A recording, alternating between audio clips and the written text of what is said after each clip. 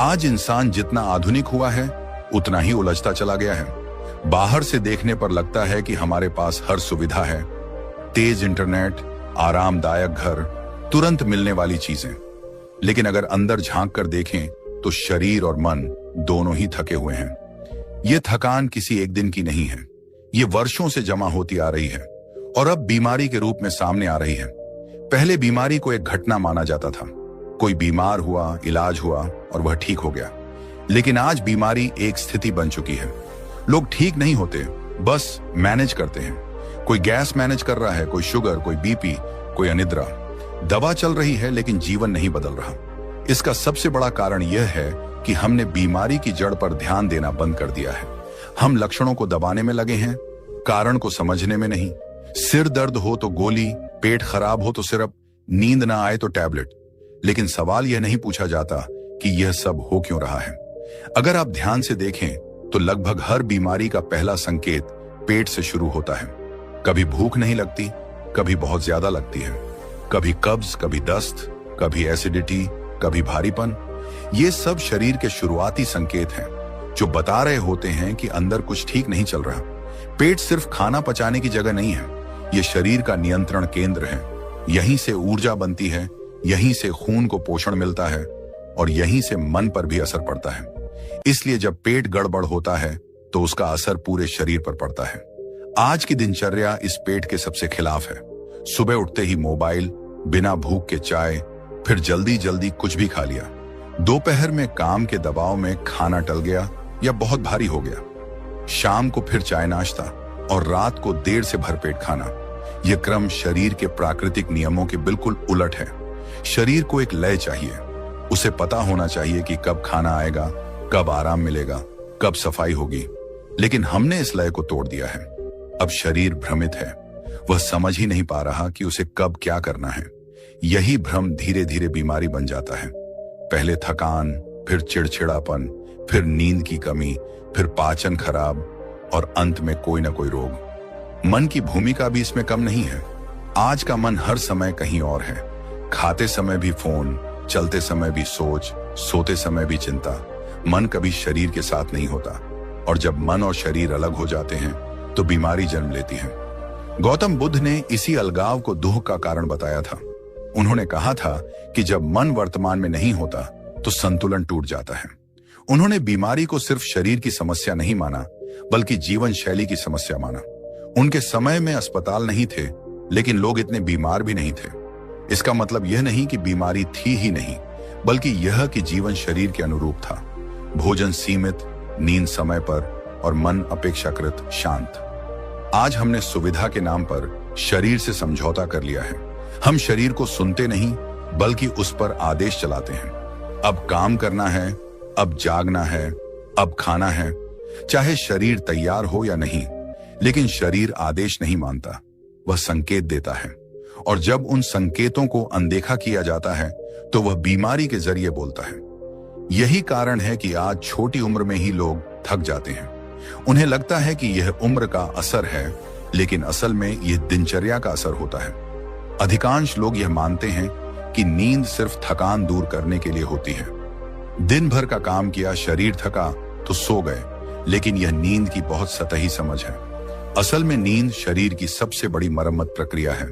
जो काम दिन में नहीं हो पाता वह रात में होता है, और अगर रात खराब हो जाए तो दिन चाहे जितना अच्छा हो, शरीर भीतर से कमजोर ही रहता है। रात का समय सिर्फ आराम का नहीं, बल्कि पुनर्निर्माण का समय होता है। जैसे कोई कार दिन भर चलने के बाद रात में गैरेज जाती है, वैसे ही शरीर रात में खुद को ठीक करने की प्रक्रिया में चला जाता है। टूटी कोशिकाएं, थका हुआ दिमाग, गंदा खून, कमजोर पाचन, इन सब पर रात में ही काम होता है। लेकिन यह सब तभी संभव है जब शरीर को सही परिस्थिति मिले। अगर रात में पेट भारी है, मन बेचैन है और आंखें मोबाइल की रोशनी से भरी हैं, तो शरीर मरम्मत नहीं कर पाता, वह पूरी रात उलझा रहता है। सबसे पहले समझिए कि शरीर की अपनी एक घड़ी होती है। इसे जैविक घड़ी कहा जाता है। यह घड़ी सूरज के साथ चलती है। जैसे ही अंधेरा बढ़ता है, शरीर नींद की तैयारी करने लगता है। हार्मोन बदलते हैं, मांसपेशियां ढीली होती हैं और पाचन की गति धीमी होने लगती है। रात के समय पाचन धीमा होना कोई कमजोरी नहीं, बल्कि समझदारी है। शरीर जानता है कि अब ऊर्जा बाहर के कामों में नहीं, अंदर की सफाई में लगनी चाहिए। लेकिन जब हम इस समय भारी भोजन डाल देते हैं तो शरीर उलझन में पड़ जाता है। अब शरीर के सामने दो काम होते हैं, खाना पचाना और खुद को ठीक करना। शरीर दोनों एक साथ नहीं कर सकता, वह प्राथमिकता तय करता है और अक्सर खाना पचाना जीत जाता है। नतीजा यह होता है कि सफाई का काम टल जाता है। यही कारण है कि जिन लोगों को रात में देर से खाने की आदत होती है वे सुबह भारीपन, आलस और पेट साफ न होने की शिकायत करते हैं। यह आलस नहीं है, यह अधूरी मरम्मत का संकेत है। रात के समय लीवर सबसे ज्यादा सक्रिय होता है। लीवर शरीर का सफाई केंद्र है। खून में मिली गंदगी, जहर और अवांछित तत्वों को यही छानता है। लेकिन अगर लीवर को रात भर पाचन में मदद करनी पड़े तो उसकी असली जिम्मेदारी पीछे रह जाती है। धीरे धीरे यही अधूरी सफाई शरीर में जमा होने लगती है। यह जमाव तुरंत बीमारी नहीं बनता, बल्कि पहले थकान, फिर त्वचा की समस्या, फिर इम्यूनिटी की कमी और अंत में रोग का रूप लेता है। अब नींद की गहराई की बात करें। गहरी नींद सिर्फ आंख बंद करने से नहीं आती। गहरी नींद तब आती है जब शरीर को भरोसा हो कि उसे लड़ना नहीं पड़ेगा। पेट हल्का हो, मन शांत हो और आसपास शोर कम हो। लेकिन आज की रातें शांत नहीं हैं। कमरे में लाइट, हाथ में मोबाइल, दिमाग में कल की चिंता। ऐसे में शरीर आधी नींद में रहता है। बाहर से लगता है कि इंसान सो रहा है, लेकिन अंदर सिस्टम जागा हुआ होता है। इसी कारण लोग 7 से 8 घंटे सोने के बाद भी थके रहते हैं, क्योंकि नींद की मात्रा पूरी हुई लेकिन गुणवत्ता नहीं। गौतम बुद्ध ने नींद को भी साधना का हिस्सा माना था। उन्होंने कहा था कि सही समय पर सोना और सही समय पर उठना मन को स्थिर करता है। उनके लिए रात का समय इंद्रियों को विश्राम देने का समय था, न कि उन्हें और उत्तेजित करने का। आज हमने रात को मनोरंजन का समय बना लिया है। पूरा दिन काम और रात में मोबाइल, टीवी, सोशल मीडिया। शरीर को कभी पूरा आराम ही नहीं मिलता। अब एक बहुत महत्वपूर्ण बात, रात में पेट सिर्फ खाने से नहीं बल्कि सोच से भी भारी हो जाता है। अगर आप सोने से पहले गुस्से, डर या चिंता में रहते हैं तो भी पाचन प्रभावित होता है, क्योंकि पाचन सिर्फ पेट का काम नहीं, नर्वस सिस्टम का भी काम है। जब मन बेचैन होता है तो आंतें सिकुड़ जाती हैं, उनका स्वाभाविक काम रुक जाता है। इसलिए मानसिक तनाव का पहला असर पेट पर पड़ता है। इसलिए पुराने समय में रात को प्रार्थना, ध्यान या मौन की परंपरा थी। वह धर्म नहीं था, वह स्वास्थ्य विज्ञान था। मन को शांत करके शरीर को संकेत दिया जाता था कि अब आराम का समय है। अब सवाल उठता है कि इस बिगड़ी हुई रात को कैसे सुधारा जाए। जवाब बहुत जटिल नहीं है। इसकी शुरुआत पेट से ही होती है। जब पेट को रात में हल्कापन मिलता है तो शरीर अपने आप संतुलन की ओर लौटने लगता है। यही वह बिंदु है जहां हम अगले भाग में पहुंचेंगे। अगले भाग में हम बहुत स्पष्ट रूप से जानेंगे कि वह एक चीज आखिर क्या है जिसे रात को सही तरीके से लेने से पेट हल्का रहता है और शरीर को अपनी मरम्मत का मौका मिलता है। यह कोई रहस्य नहीं है, बस सही समझ का विषय है। अब तक आपने यह समझ लिया है कि बीमारी बाहर से नहीं आती बल्कि अंदर ही अंदर बनती है। आपने यह भी जाना कि रात का समय शरीर के लिए सबसे अहम होता है और पेट का हल्का होना क्यों जरूरी है। अब स्वाभाविक है कि मन में एक सवाल उठ रहा होगा, आखिर वह एक चीज क्या है जिसका जिक्र बार बार किया जा रहा है। लेकिन इससे पहले कि नाम लिया जाए, एक बहुत जरूरी भ्रम तोड़ना जरूरी है। लोग अक्सर मान लेते हैं कि अगर कोई चीज पेट साफ करती है तो वह तेज होगी, शरीर को झटका देगी या आदत बना लेगी। यही डर लोगों को सही और सरल उपायों से दूर रखता है। असल में प्रकृति में कुछ चीजें ऐसी होती हैं जो शरीर को आदेश नहीं देती बल्कि संकेत देती हैं। वे शरीर के साथ मिलकर काम करती हैं, उसके खिलाफ नहीं जाती। जिस चीज की हम बात कर रहे हैं वह भी इसी श्रेणी में आती है। वह एक चीज कोई रहस्यमयी जड़ी बूटी नहीं है। यह वही चीज है जिसे आयुर्वेद में सदियों से आंतों का मित्र माना गया है। यह है इसबगोल, जिसे गुनगुने पानी या गुनगुने दूध के साथ लिया जाता है। इसबगोल का काम पेट को जबरदस्ती चलाना नहीं है। इसका काम आंतों को यह याद दिलाना है कि उनका स्वाभाविक काम क्या है। जब यह पानी के साथ पेट में जाता है तो हल्का सा फूलता है और आंतों को धीरे धीरे सक्रिय करता है। यही वजह है कि यह तुरंत दस्त नहीं कराता बल्कि अगली सुबह स्वाभाविक मल त्याग में मदद करता है। न कोई ऐंठन, न कमजोरी, न जलन, बस एक सहज प्रक्रिया। अब इसे लेने का सही तरीका समझना बहुत जरूरी है, क्योंकि गलत तरीका इसे नुकसानदायक भी बना सकता है। रात को सोने से लगभग 30 मिनट पहले 1 गिलास गुनगुना पानी लें। उसमें 1 से 1.5 चम्मच इसबगोल डालें और तुरंत पी लें। इसे घोलकर देर तक न रखें क्योंकि यह जल्दी गाढ़ा हो जाता है। इसके बाद कुछ भी ना खाएं, बस शांत मन से सोने की तैयारी करें। अगर बहुत प्यास लगे तो थोड़ा पानी ले सकते हैं, लेकिन भारी चीजों से बचें। कुछ लोग इसे दूध के साथ लेना पसंद करते हैं। यह भी ठीक है, लेकिन दूध गुनगुना होना चाहिए और मात्रा सीमित। जिन लोगों को दूध सूट नहीं करता वे पानी के साथ ही लें। अब एक बहुत महत्वपूर्ण बात, यह कोई आजीवन लेने वाली चीज नहीं है। इसका उद्देश्य आंतों को सहारा देना है, उनकी जगह काम करना नहीं। आमतौर पर 2 से 3 हफ्तों में आंतें अपनी लय पकड़ने लगती हैं। उसके बाद धीरे धीरे इसे कम किया जा सकता है। कई लोग यही गलती करते हैं कि पेट ठीक होते ही फिर से पुरानी आदतों में लौट जाते हैं। देर रात खाना, कम पानी पीना, तनाव, फिर कुछ महीनों बाद वही समस्या। इसलिए इसबगोल को इलाज नहीं बल्कि सुधार की शुरुआत समझिए। अब यह सवाल भी जरूरी है कि क्या यह सभी के लिए है? जवाब है नहीं। जिन लोगों को आंतों में रुकावट, गंभीर सूजन या हाल ही में सर्जरी हुई हो, उन्हें बिना सलाह के नहीं लेना चाहिए। गर्भवती महिलाओं को भी डॉक्टर से पूछना चाहिए।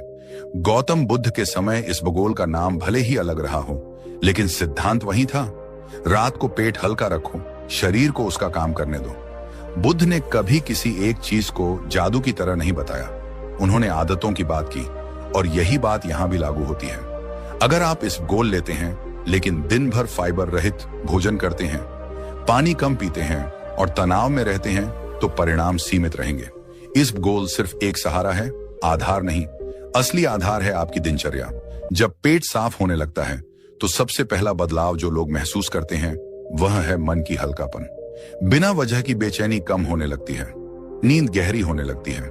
यह इसीलिए नहीं कि इसबगोल मन पर असर करता है, बल्कि इसीलिए कि पेट और मन का रिश्ता बहुत गहरा है। पुराने ग्रंथों में पेट को दूसरा मस्तिष्क कहा गया है।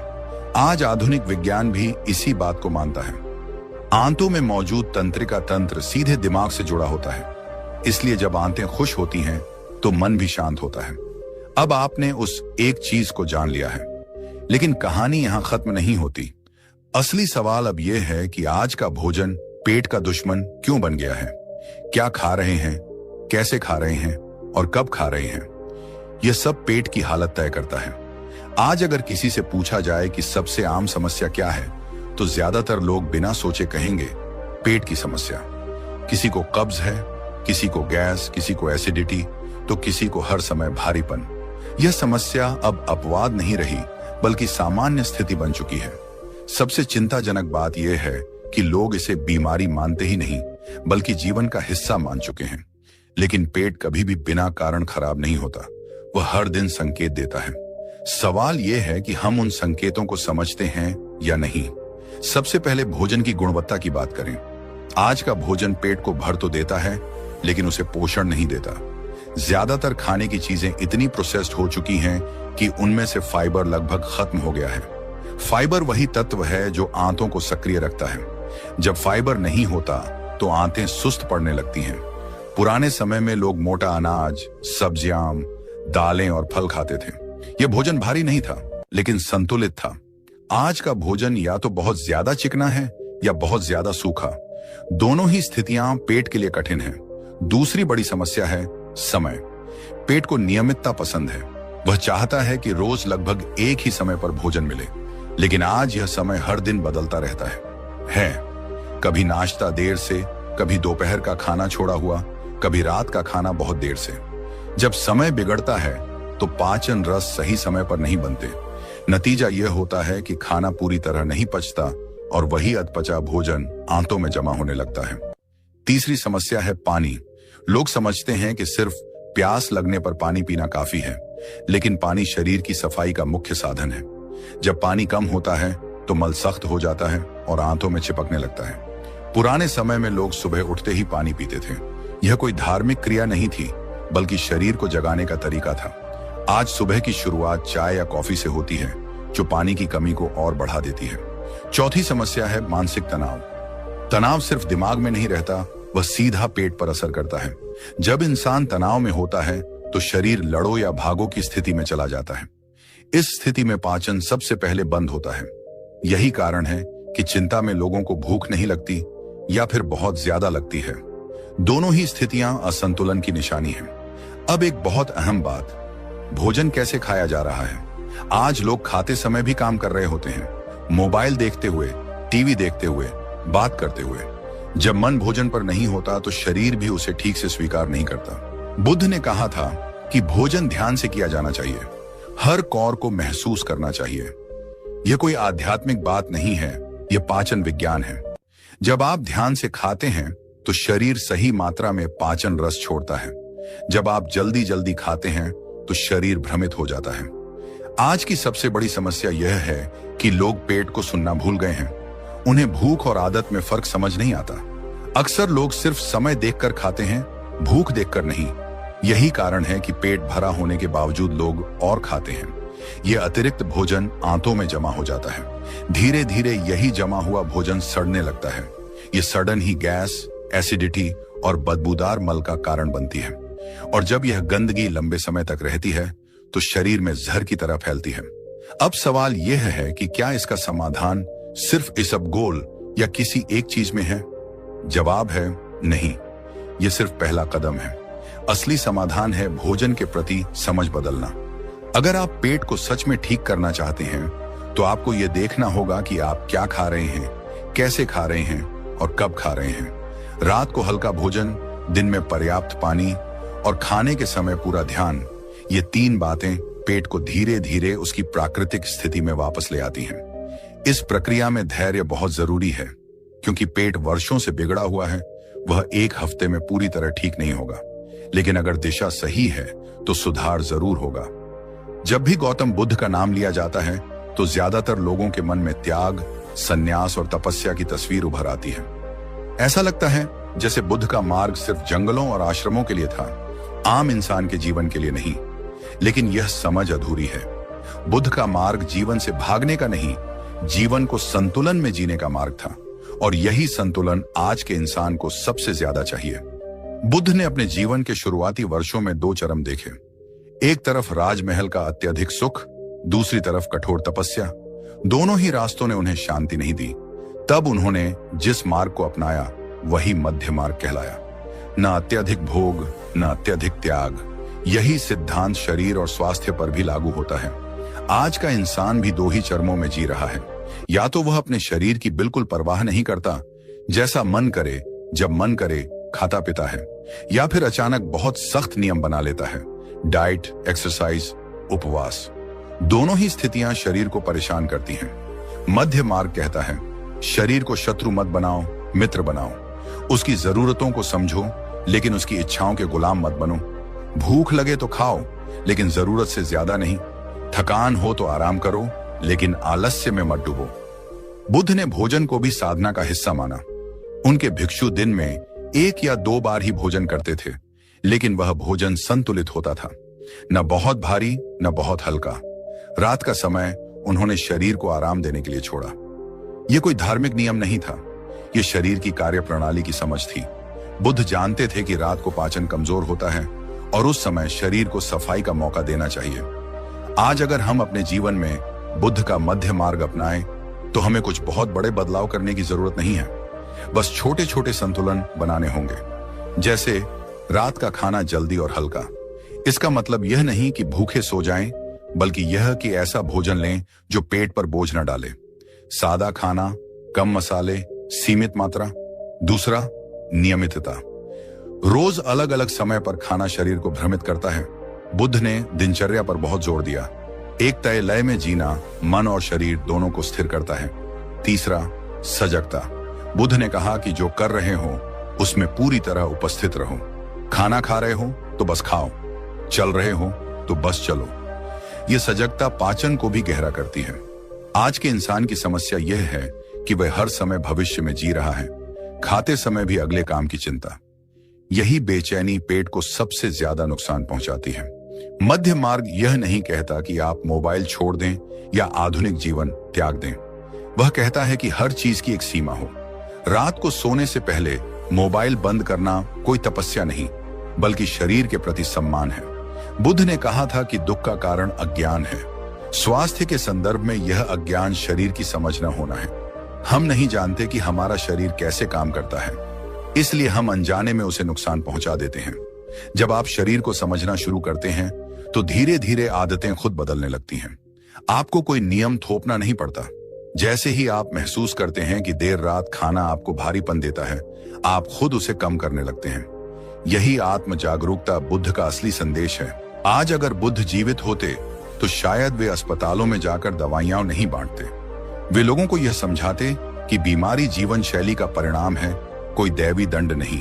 वे कहते कि शरीर को थोड़ा सुनो, उसे हर समय दौड़ाओ मत, उसे रात में आराम करने दो, उसे हल्का रखो। मध्य मार्ग का एक और महत्वपूर्ण पहलू है धैर्य। आज लोग हर चीज का तुरंत परिणाम चाहते हैं। 2 दिन में वजन कम, 1 हफ्ते में पेट साफ, 1 महीने में पूरा स्वस्थ, लेकिन शरीर को समय चाहिए। बुद्ध ने वर्षों ध्यान किया, तब जाकर उन्हें बोधि मिली। शरीर का बोध भी समय मांगता है। अगर आप धैर्य के साथ छोटे बदलाव करते हैं तो परिणाम स्थायी होते हैं। यही कारण है कि पुराने समय में लोग ज्यादा उम्र तक स्वस्थ रहते थे। अब अगला सवाल यह है कि रात, भोजन और संतुलन के बाद नींद, हार्मोन और इम्यूनिटी का क्या संबंध है? क्यों कुछ लोग सब सही करने के बावजूद भी बार बार बीमार पड़ जाते हैं? अक्सर लोग सोचते हैं कि बार बार बीमार पड़ना कमजोर शरीर का संकेत है, लेकिन यह पूरी सच्चाई नहीं है। कई बार शरीर बाहर से मजबूत दिखता है, लेकिन भीतर से उसकी रक्षा प्रणाली कमजोर हो चुकी होती है।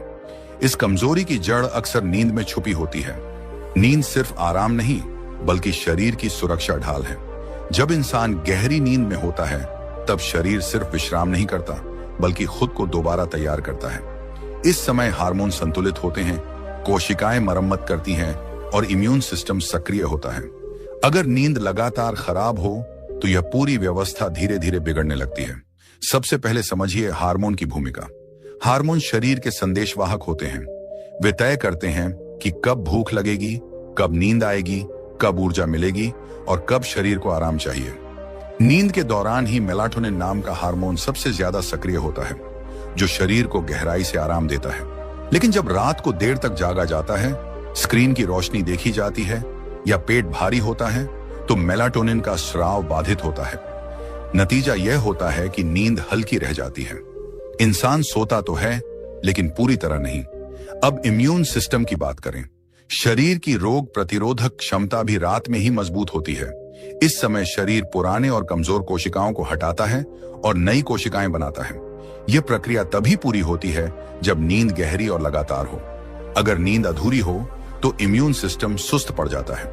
यही कारण है कि जो लोग कम सोते हैं वे जल्दी बीमार पड़ते हैं।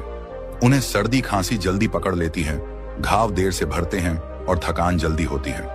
अब ध्यान देने वाली बात यह है कि नींद सिर्फ घंटों से नहीं, बल्कि समय से जुड़ी है। रात 10 से 2 बजे के बीच की नींद सबसे महत्वपूर्ण मानी जाती है। इस समय शरीर की मरम्मत प्रक्रिया सबसे तेज होती है, लेकिन आज की जीवन शैली में यह समय सबसे ज्यादा बिगड़ा हुआ है। लोग इस समय मोबाइल, टीवी या काम में व्यस्त रहते हैं। शरीर की घड़ी गड़बड़ा जाती है और हार्मोन भ्रमित हो जाते हैं। जब हार्मोन असंतुलित होते हैं तो उसका असर भूख पर भी पड़ता है। कभी बहुत ज्यादा भूख लगती है, कभी बिल्कुल नहीं। यही असंतुलन वजन बढ़ने या घटने का कारण बनता है। अब पेट और नींद का रिश्ता समझिए। अगर पेट भारी है तो नींद गहरी नहीं हो सकती।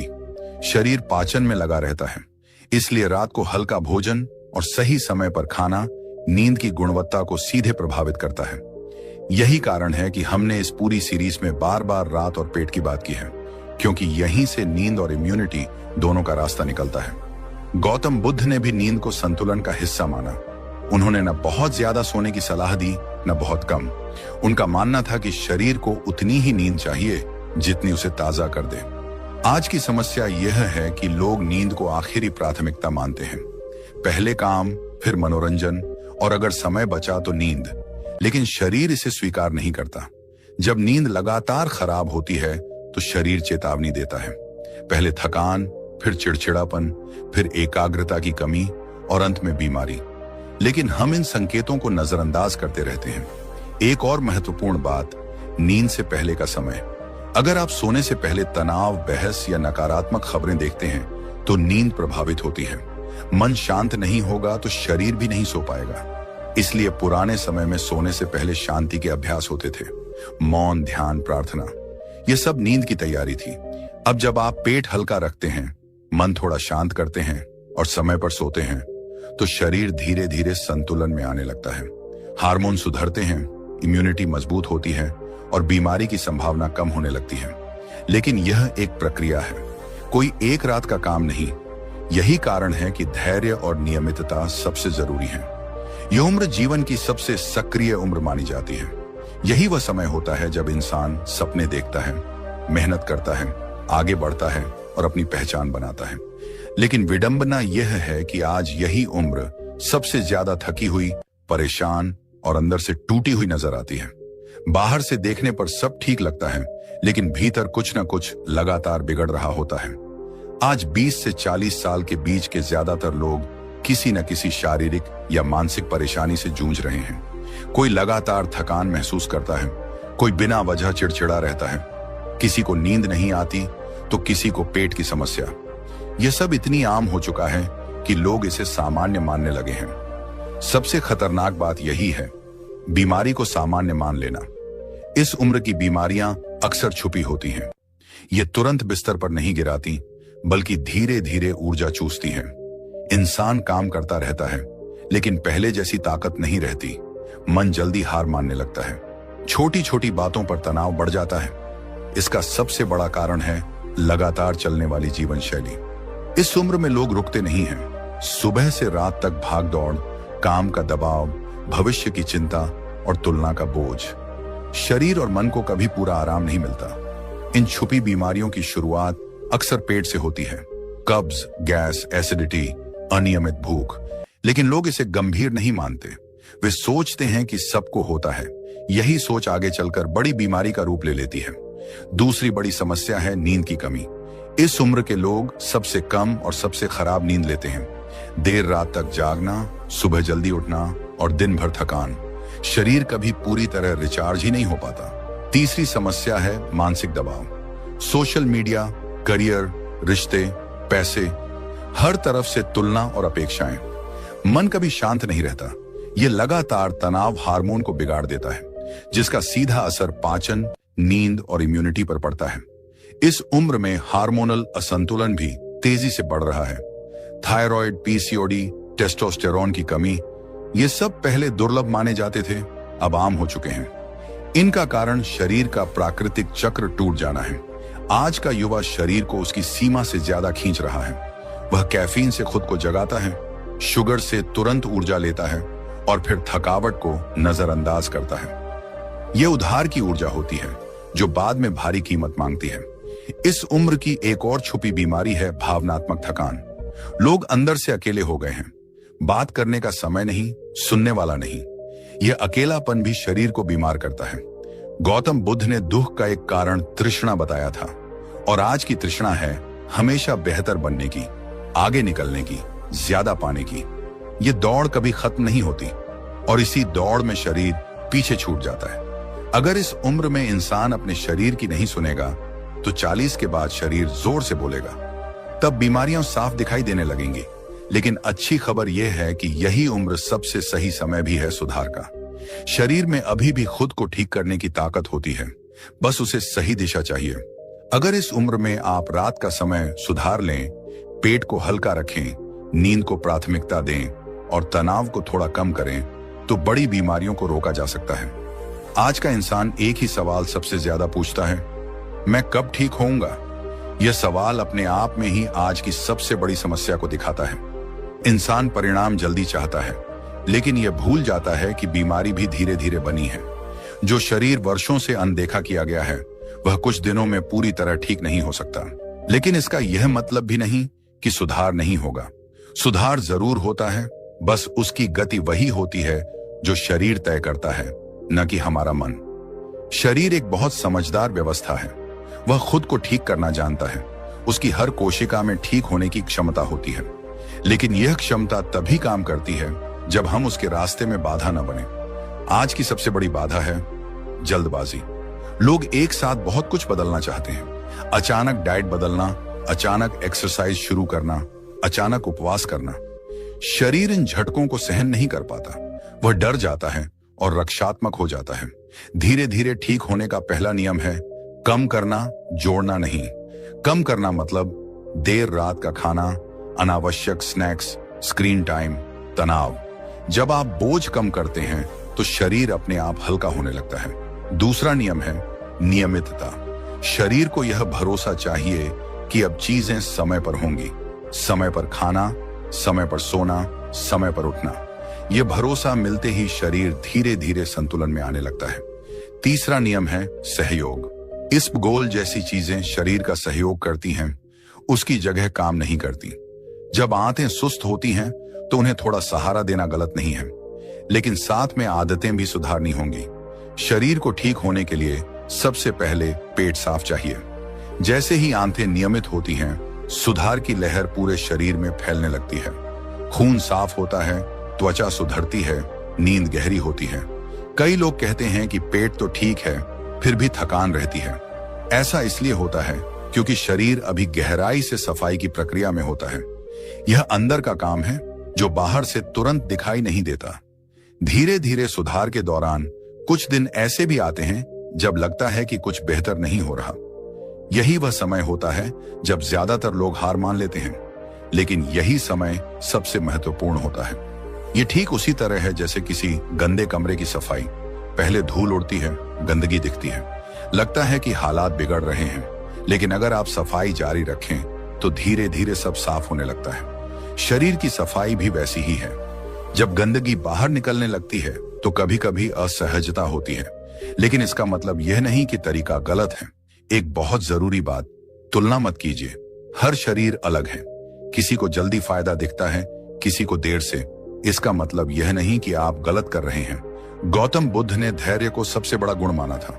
उन्होंने कहा था कि बीज बोने के बाद पेड़ बनने में समय लगता है। शरीर भी एक जीवित वृक्ष है। धीरे धीरे ठीक होने की प्रक्रिया में मन की भूमिका बहुत बड़ी होती है। अगर आप हर दिन अपने शरीर को शक की नजर से देखेंगे तो तनाव बढ़ेगा। अगर आप विश्वास रखेंगे तो शरीर सहयोग करेगा। इसका मतलब अंधविश्वास नहीं, बल्कि समझदारी है।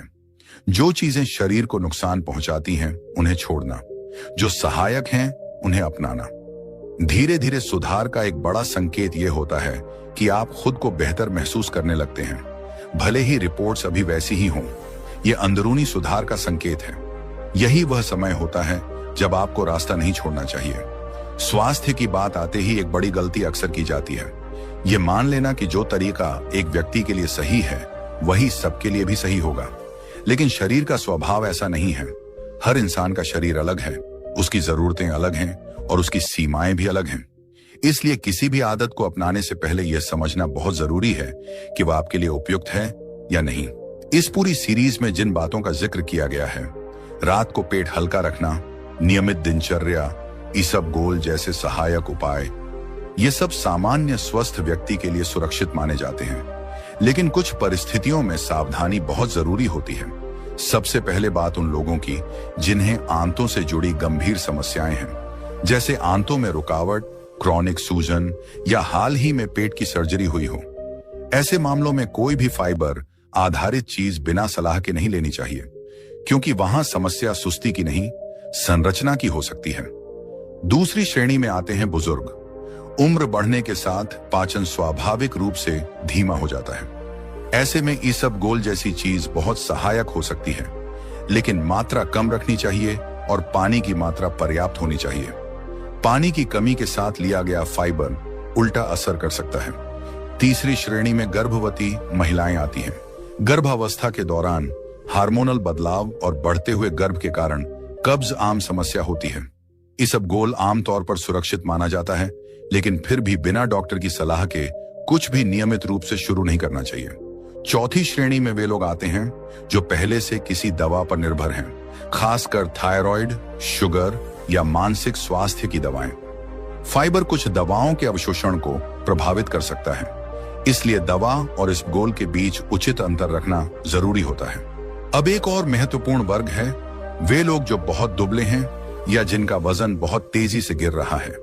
ऐसे मामलों में रात को बहुत हल्का भोजन या कुछ चीजों का पूरी तरह त्याग नुकसानदायक हो सकता है।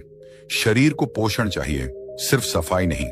स्वास्थ्य का मतलब सिर्फ हल्कापन नहीं बल्कि शक्ति भी है, इसलिए संतुलन बहुत जरूरी है। एक और सावधानी मानसिक स्वास्थ्य से जुड़ी है।